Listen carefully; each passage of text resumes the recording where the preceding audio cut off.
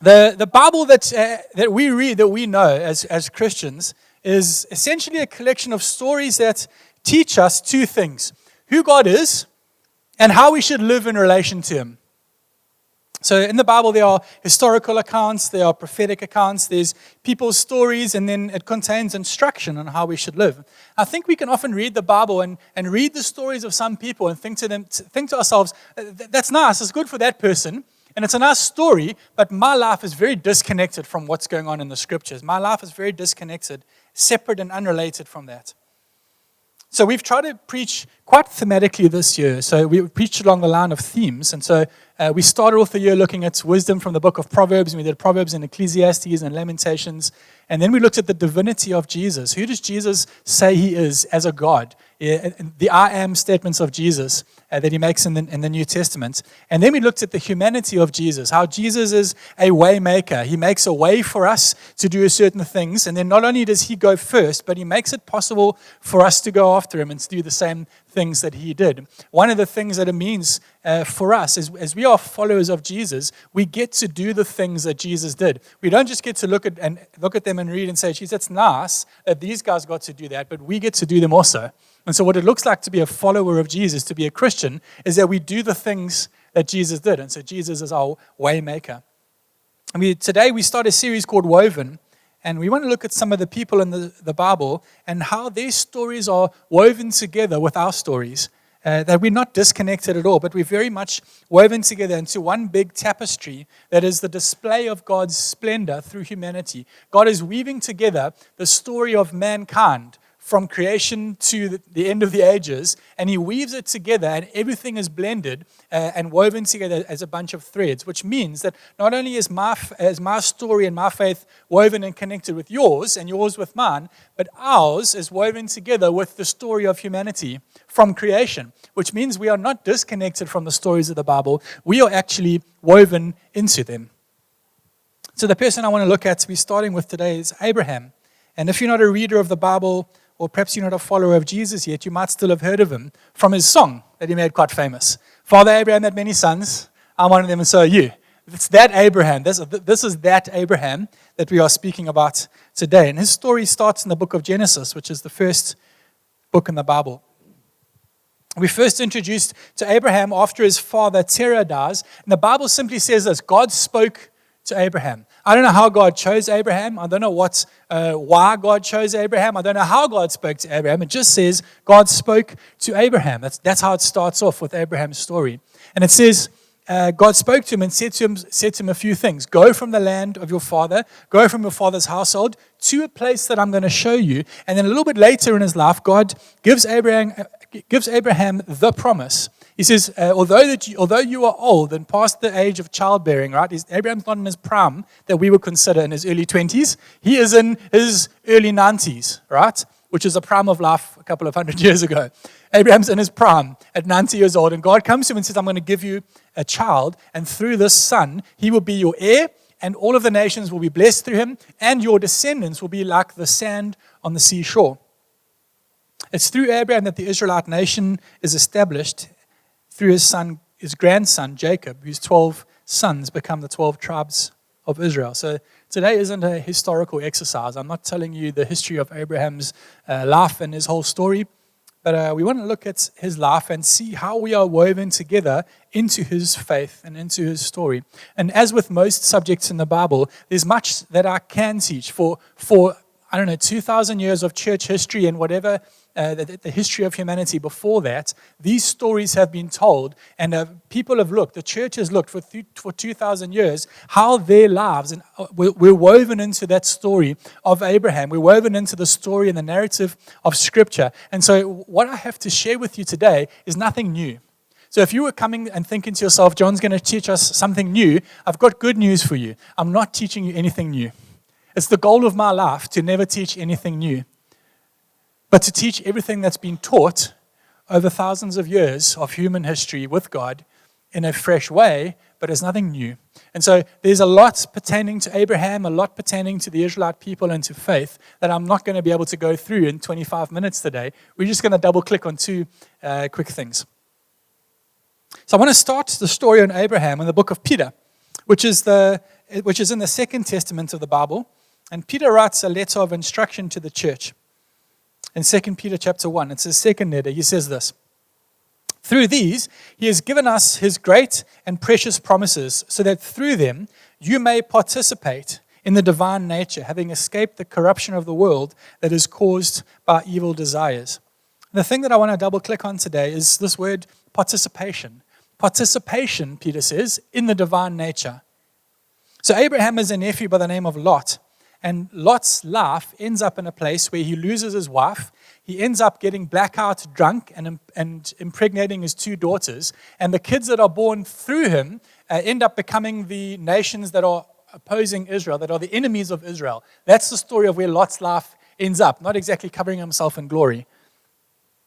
So Lot is not a partaker in the faith. Lot is not a participant in the divine nature. Lot is what I call faith adjacent. Lot has proximity to Abraham. He's close to him. And because he's close to Abraham, he is blessed. And he's actually considered righteous. Because of how close he is to Abraham, he's considered righteous. But because he's not a participant, because he doesn't partake in the faith, there's no action from Lot, his life ends up in shame and destruction. Righteous, blessed, but still ends up in destruction. Because he is faith adjacent. And so I want to look really quickly at the progression of Lot's faith as a picture of somebody who's faith adjacent, someone who is an observer of the faith, as opposed to someone who is a participant in the faith. I suspect that churches today have many people in them who are faith adjacent. Many people who observe the faith of others from nearby, and you even live under some of the righteousness and some of the blessing that comes with being an observer of the faith, that comes with being faith adjacent. But you're not a participant in the faith. And there's a trajectory of that type of faith, and it ends in destruction and loss. And so here is a quick version of Lot's faith. Someone who is an observer and not a participant. Somebody who comes to church frequently or infrequently, but doesn't partake in the faith. Their faith never moves them to action. Genesis chapter 13 says this. Verse 5. Now Lot, who was moving about with Abraham, also had flocks and herds and tents, but the land could not support them while they stayed together, for their possessions were so great that they were not able to stay together. So the starting point of Lot's faith drifting is that he becomes too big. His story becomes too big for him and Abraham to stay together, and so they have to part. And unfortunately, the starting point for many people whose faith drifts is that they become too big. We become too big. We become too big, and instead of finding our place as a thread woven into the history of God's church, we would rather be cut from our own cloth. We don't want to see ourselves as threads, we want to see ourselves as cloths. We want to disassociate with the rest of the threads that God has been weaving, and we think that we can do that and still be a part of the story of faith. The problem with getting too big is that we think of messy things like the church as beneath us. Genesis chapter 13 says this: Abraham lived in the land of Canaan, while Lot lived among the cities of the plain and pitched his tents near Sodom. Now the people of Sodom were wicked and were sinning greatly against the Lord. So Lot and Abraham have come together. They said there's a quarrel that arises over drinking water for the herds, and they decide, Lot, you're too big, we got to separate. And so Abraham says to Lot, where do you want to go? I'll go the other way. And so Lot looks and he sees lushness on this side. He sees desert on this side. It's not you guys and you guys, it's just Lot and Abraham. He sees lushness and he says, I'm going to go to the lush valley. Abraham says, that's fine, I'll go to the desert valley. And it says he pitched his tents near Sodom. Now the people of Sodom were wicked and were sinning greatly against God. So the Bible makes it quite clear that Lot knew that these cities were sinning greatly. It wasn't as if Lot was ignorant. When we see ourselves as too big, the inevitable trajectory is that we set up camp near wicked people. People who live outside of God's created order and law. And we tell ourselves it's okay, we were too big for the people that we left, and we had to branch out on our own, but it's fine because we're just camping near them. It's only a small compromise, and besides, it was a necessary compromise. And so we con ourselves, it's a necessary compromise. In Genesis chapter 14, what has happened is there's been a war that's broken out, and 4 kings have brought the armies together, and they've gone and sacked the city of Sodom. And it says this in chapter 11, the 4 kings seized all the goods of Sodom and Gomorrah and all their food, and they went away. They also carried off Abraham's nephew Lot and his possessions, since he was living in Sodom. And so Lot goes from camping there to living in the city and being taken as captive. This is how compromise works.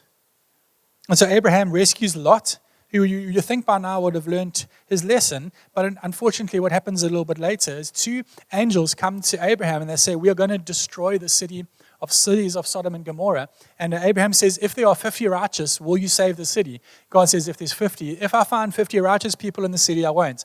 Abraham then bargains with God. If it's 40, God says, fine. If it's 30, if it's 20, God, if it's 10, would you save the cities of Sodom and Gomorrah? God says, if there are 10 righteous people, I won't destroy the cities. And so these 2 angels go to the city to see if there are 10 righteous people. And it says this in verse 1 of chapter 19. The 2 angels arrived at Sodom in the evening, and Lot was sitting in the gateway of the city. When he saw them, he got up to meet them, and he bowed down with his face to the ground. So Lot is now a gatekeeper in the city of Sodom. He progresses from being too big to participate in the faith with Abraham, to camping near Sodom, to living in the city, to then being a gatekeeper in the city. He is guarding and protecting the way of life of that city. A lady by the name of Joni Eareckson Tada says this: then gradually, though no one remembers exactly how it happened, the unthinkable becomes tolerable, and then acceptable, then legal, and then applaudable. This is how compromise happens. It happens a small bit at a time. Friends, it might sound a little bit dramatic, but this is the projection, this is the progression of those who are faith adjacent. Those who do not participate in the faith may live under some of the incidental blessing of being near those in faith, but there is a trajectory of those who are faith adjacent. You're welcome. Again, you're welcome to keep coming to church week after week, and for some, year after year. And you will live under some of the incidental blessing of God, absolutely. But Lot lived under some of Abraham's incidental blessing and still ended up in a place of destruction. Friends, there's a better way. I believe there is a better way. The faith of Abraham is a better way. Abraham is referred to as the father of the faith. And I want to look at 2 things pertaining to his story that I think we can learn from if you want to keep our lives woven into the fabric of God's story with humanity. So we go back to Genesis chapter 15, which is one of the seminal scriptures on Abraham's faith. And it says this in verse 6. Abraham believed God, he believed the Lord, and he, God, credited to him, Abraham, as righteousness. He also said to him, I'm the Lord who brought you out of Ur of the Chaldeans to give you this land to take possession of. But Abraham said, Sovereign Lord, how can I know that I will gain possession of it?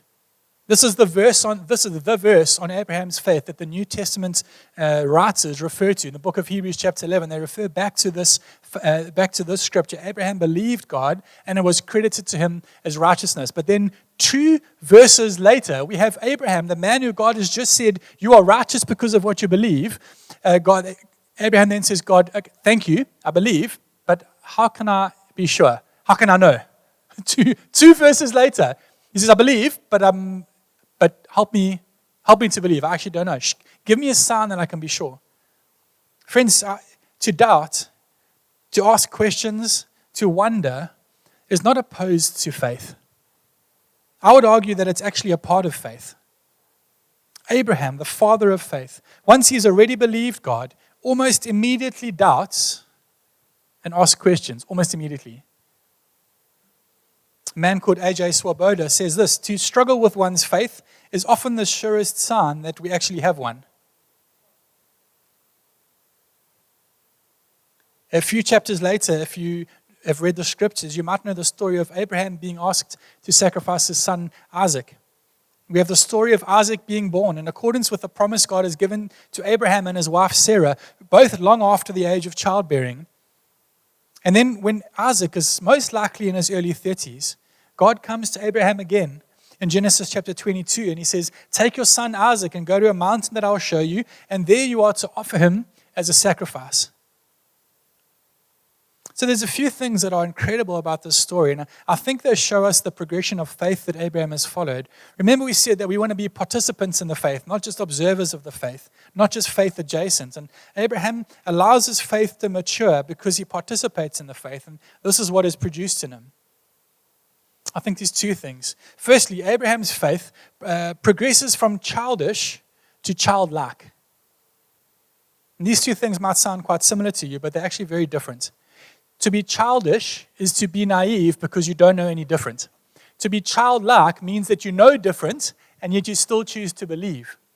A theologian by the name of Thomas Oden calls it a second naivety. So when my kids are small, they naively think that their dad is the strongest in the world, right? The strongest man in the world. Then around the age of 9 or 10, the earth comes shattering down when they realize dad's not the strongest man in the world.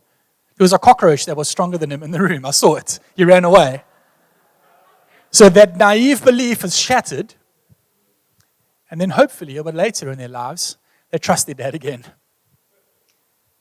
An American author by the name of Mark Twain, you might have heard of him, he said this of his father. When I was 16, my father knew absolutely nothing. When I turned 30, I was shocked at how much the old man had learnt in 14 years. His view of his father had moved from naively thinking his father knew everything to doubting that he knew anything, and then to a place where he realized that he could just simply trust his father. A second naivety. Not a childish naivety, but a childlike naivety. So when God speaks to Abraham the first time, he immediately believes, and that belief is credited to him as righteousness. But when God speaks to Abraham and he says, sacrifice your son Isaac, Abraham has to take the people and he has to go on a journey and he has to gather the wood and he has to take the fire and then climb the mountain and build an altar and put Isaac on the altar. And only as he's about to sacrifice Isaac does God say, I've made way for another animal to be sacrificed in your stead. It wasn't Abraham's belief then that was credited to him as righteousness. It was the action of doing all of that needed to be righteous. He needed to act in order to be righteous. Friends, when you and I are young in the faith, our simple belief is enough. But as our faith matures, it's our actions and not our simple beliefs that confirm our righteousness. Once we lose our innocence, once we have questions that there are no easy answers to, once we feel as if God has let us down and got it wrong, we can't stay there, but we also can't avoid there. We have to go there and then keep progressing through there so that our faith can move and mature from childish or immature to a place where we choose to naively trust God in spite of our doubts and questions. A second naivety. Jesus' brother James writes a letter to the church in the New Testament, and he says this in James chapter 1, verse 2. Consider it pure joy, my brothers and sisters, whenever you face trials of many kinds, because you know that the testing of your faith produces perseverance. Let perseverance finish its work in you, so that you may be mature and complete, lacking nothing. Today, I think too many of us see the testing of our faith as a punishment. James says the testing of your faith produces endurance, and if endurance works in you, you will be mature and complete, lacking nothing. Not, I'm struggling, I'm getting tested, I'm being punished. No, you're being refined. It's actually a gift, because you will be mature and complete, lacking nothing. All of our faith has to be tested, and it's often tested by allowing ourselves to doubt and to question. If my faith cannot stand up to doubts and questions, what is it worth? If I believe my faith to be true and pure, but it can't stand up to questions and doubts, then actually what is my faith worth? Very little. I could tell you in my hand what I've got is pure, solid gold, but until I've opened my hand and put it in the fire, then you won't know. So don't hold your faith in your hand and say, what my faith is pure and true, but I never allow it to be opened up, to be seen, to be refined in the fire. The testing of our faith, most often by doubt, is what matures and completes it. Doubting isn't a test that many people fail. It's just a test that many don't even take. I think too many people wear the badge that they've never struggled with doubt as a badge of honor. But I would argue that it's actually a sign of an immature and incomplete faith.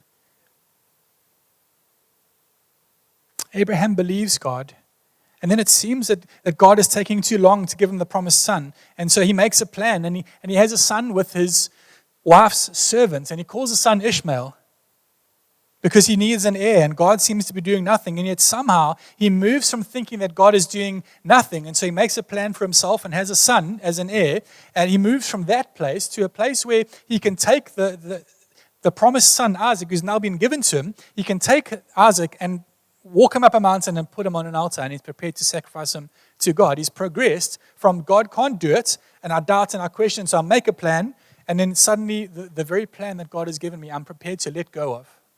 His faith has matured. So what that maturing of Abraham's faith is that he's moved from trusting God for something to simply trusting God. He trusts God for a son, and he can't see how God will make a way. So he doubts and questions, and he makes a plan for himself with Ishmael. But then when God asks him to sacrifice Isaac, he doesn't know how God's going to make a plan. He doesn't know, to be honest, if God is going to make a plan. All he knows is that he trusts God. Friends, we have to change our language. Our language, how we speak about things, is important. I've used it. I've said I'm trusting God for. I'm trusting God for that. I'm trusting God for this. What I'm doing is I'm making my trust in God conditional on God meeting what I'm trusting him for. And so when it doesn't look like he's doing it, my entire trust falls apart because that's what I was trusting for. Sorry.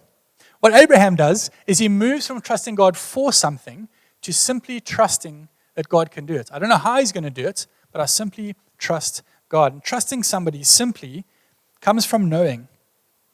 The more I know God, the more I can trust him.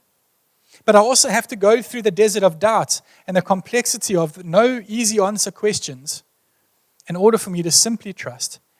A childish faith is simple trust. Abraham's faith goes and moves from a simple childish trust through complexity and doubt and questioning and pain and loss, and then it's reconstructed on the other side of that desert as childlike and simple. There's no way around the desert of doubt. You have to go through it and keep going. So think of your dream destination and activity. Perhaps it's an amusement park with the best rides you can think of. For me, it's sitting on the banks of the Mara River watching the wildebeest migration. To be honest, it's any wild place in Africa. That's my dream destination, my dream activity. Think about, what I'm asking you is go to your happy place. Whatever your happy place is, find it. Think about that thing. Now, if I could tell you that to get there is free and there's no entry fee. To get into whatever you're doing or wherever you want to go is free. The only thing you have to do is take a test. Would you take that test? Of course you would. Would you take it, or would you sit there and say, I've got a few other tests I need to learn for right now, and I'm busy. No, you would take the test. If you took the test and you failed, would you take it again? Of course you would, because you know what lies on the other side of you passing that test. So you would keep taking it again and again and again until you passed and something was unlocked for you. I can promise you that test, that entry exam, would produce perseverance in you. When I was younger, I hated learning and tests. It just wasn't my vibe. Then I got to the age where I needed to do a learner's license and a driver's license. And guess what happened to me in my heart? I suddenly became the most studious 17-year-old you've ever seen. Because I saw that test for what it was, a key that would unlock something desirable for me. That's what that test was. What if we viewed our doubts the same way? What if you viewed the testing of your faith the same way, as something that, as the key that would unlock something desirable in you? There's no way around the desert of doubt, only through it. James says if you allow it, you'll be mature and complete, not lacking anything. Abraham allows the testing of his faith through doubt to produce perseverance in him. Don't allow doubt to keep you home on exam day. Take the test. And if you fail it, take it again and again and again. Jesus says in Matthew chapter 18, verse 3, "Truly I tell you, unless you change and become like the little children, you will never enter the kingdom of heaven." Not childish, childlike. "Therefore, whoever takes the lowly position of this child is the greatest in the kingdom of heaven." Remember Lot. We said that he stopped becoming a participant in the faith because he got too big for Abraham. Jesus says, don't get too big to participate in the faith. He says, you should see yourself as a child, childlike, in relation to others and in relation to faith and in relation to God. See yourself as childlike, not simple and childish. People who are too big destruct. People who are lowly, they see themselves as children, they deconstruct, but then they reconstruct with childlike faith. Now, end with this around Abraham's faith. God is a better Abraham, and Jesus is a better Isaac. So Abraham's story is actually the story of the gospel. The Israelites consider Abraham their father. They call him Father Abraham. And the gospel writers tell us that if we have faith in Christ, not only are we also children of Abraham by faith, but that God is our Father. We get adopted into God's family. So as the Israelites, through faith, we're adopted, through birth, we're adopted into Abraham's family. So as Christians, if we have faith, we are adopted into God's family. Isaac is called the promised son, the one through whom God's covenant with his people would be established. Jesus is the Son whom the Father gave, and through his death established a promise that we could be forgiven and we could become children of God. He is the promised one. Isaac, when they're going up the mountain for Abraham to sacrifice Isaac, the scriptures tell us that Isaac carried the wood for his own sacrifice on his back. Jesus, when he is going to be crucified, carries the wooden cross to the mountain where he is about to be sacrificed as the sacrifice the Father receives. So Isaac would have been around 30 at the time that he goes up the mountain for Abraham to sacrifice him. And Abraham would have been about 120. The scriptures say that Isaac was bound on the altar before his father was about to sacrifice him. Now, I'm reading a little bit of subtext into it. The scriptures don't say this, but for a 120-year-old to overpower a 30-year-old is quite unlikely. I've had grandparents in the 80s, and I was stronger than them. It's just a fact of life. Abraham would not have been able to overpower a 30-year-old Isaac to put him unwillingly, bound him, and put him on the altar. What that means is Isaac willingly submitted to being a sacrifice. The New Testament writes of Jesus that he became obedient to death. He didn't unwillingly, it wasn't put on him, something that he didn't want. He became obedient to death. What this means is that Israel's hope was actually not in Abraham's faith. Israel's hope was in Isaac's faith. Because if Isaac had never submitted to being a sacrifice by faith, Abraham would have never been judged righteous. My hope is not in my own obedience or faith, but my hope is in Christ's obedience and faith. Because where I fail time and time again, he has already succeeded. Isaac questions Abraham and he says, we've got wood and fire, but where is the lamb to be sacrificed for the altar, for the offering as they go up the mountain? Jesus sits in the Garden of Gethsemane and he says, Father, is there another way? Is there another sacrifice that can be made? Abraham answers his son Isaac and he says, God will provide the sacrifice. He already knows what God has told him to do. He's in essence saying to Isaac, we must offer the lamb which God has appointed. He's foretelling that Christ would become the lamb provided for by his Father for the sacrifice. God is a better Abraham. Jesus is a better Isaac. I'm not sure where you are today, but I want to give you permission to doubt like Abraham did. I want to give you permission to question like Abraham did. And I want to ask you to let your faith mature as Abraham's did, to a place of simple faith. Abraham is a participant in the faith. He's not faith adjacent because he allowed his faith to mature from childish to childlike. He progressed from trusting God for something to simply trusting God. But on the other side of the desert of doubt, I want to urge you not to follow Lot's progression of being too big, which led him to compromise and being faith adjacent, living under some of the incidental blessing of Abraham, but ultimately ending up in shame and destruction. Be a partaker, a participant in the faith. Allow your faith to cause good works to come from you, to change everything of how you think, speak, and live your life. Friends, our story is woven into Abraham's story of faith through our faith as our faith matures. Can you stand with me, please?